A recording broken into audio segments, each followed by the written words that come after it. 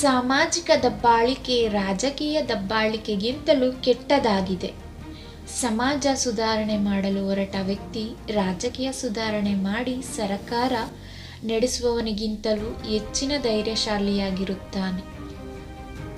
ದೇಶದ ಹಿತಕ್ಕಿಂತ ಪಕ್ಷದ ಹಿತವನ್ನೇ ಪ್ರಧಾನವೆಂದು ಪರಿಗಣಿಸುವ ರಾಜಕೀಯ ಪಕ್ಷಗಳ ಬಗ್ಗೆ ಇಡೀ ದೇಶ ಎಚ್ಚರದಿಂದಿರಬೇಕಾಗುತ್ತದೆ.